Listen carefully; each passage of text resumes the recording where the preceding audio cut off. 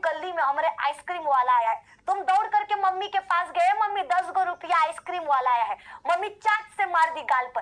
ठीक है, तुम जौने रास्ते से आए थे वही रास्ते से वापस चले जाओगे। इसको कहते हैं परावर्तन। इसको क्या कहते हैं? इसको कहते हैं परावर्तन। यानी प्रकाश की किरण जब किसी समतल से टकराती है, प्रकाश की किरण क्या होगा?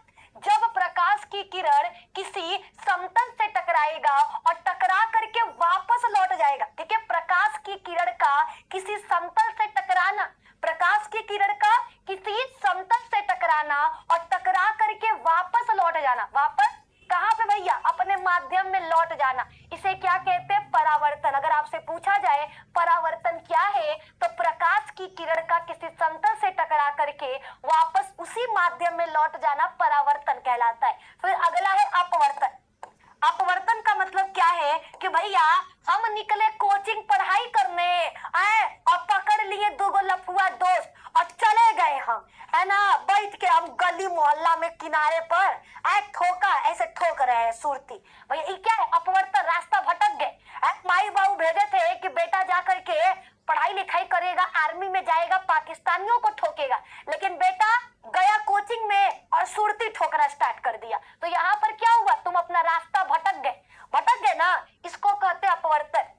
जब प्रकाश की किरण एक माध्यम से दूसरे माध्यम में जाती है और वह अपने मार्ग से विचलित हो जाए।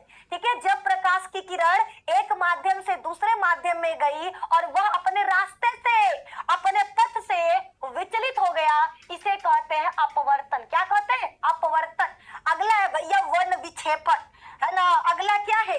वर्ण विक्षेपण। भैया वर्ण विक्षेपण एक मतलब क्या है? तो देखो, है ना, मम्मी बनाई थी गुजिया, तुम फोड़ दिए जमीने पर। ठीक है, मैदा अलग हो गया, भुरकुन्नी अलग हो गया, सब क्या हो गया? अलग अलग हो गया। तुम्हारा हड्डी वड्डी भी अलग हो गया, वो अलग बात है। ठीक है, लेकिन अलग हो गया ना। सेम उसी तरीके से जो आप सूरज का रोशनी देखते हो ना, सफेद सफेद, तुमको लगता है सफेद रंग का है, असल में वो सफेद नहीं होता है। असल में उस 7 रंगों से मिलकर बना होता है। कितने रंगों से?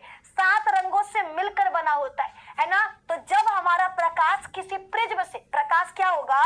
किसी प्रिज्म से गुजरता है। प्रिज्म समझ में आया ना? जब प्रकाश किसी प्रिज्म से गुजरता है तो वह अपने 7 रंगों में विभक्त हो जाता है। वो क्या होगा? तो याद रखना, वो 7 रंगों में विभक्त हो जाएगा। इसको कहते हैं क्या? इसको कहते हैं वर्ण विक्षेपण। क्या कहा जाता है मेरे दोस्त? याद रखना, इसे वर्ण विक्षेपण कहते हैं। प्रकाश का अपने 7 रंगों में विभक्त हो जाना।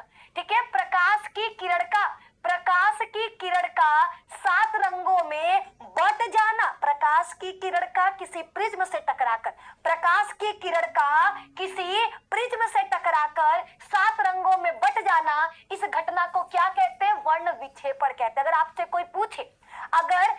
कोई पूछे वर्ण विक्षेपण क्या है, तो याद रखना, श्वेत प्रकाश का प्रिज्म से टकराने के बाद 7 रंगों में विभक्त हो जाना वर्ण विक्षेपण कहलाता है। फिर नेक्स्ट है हमारा प्रकीर्णन। अगला गुण है भैया प्रकीर्णन। प्रकीर्णन का मतलब क्या होता है? प्रकीर्णन का मतलब है सूरज पे रोशनी निकला,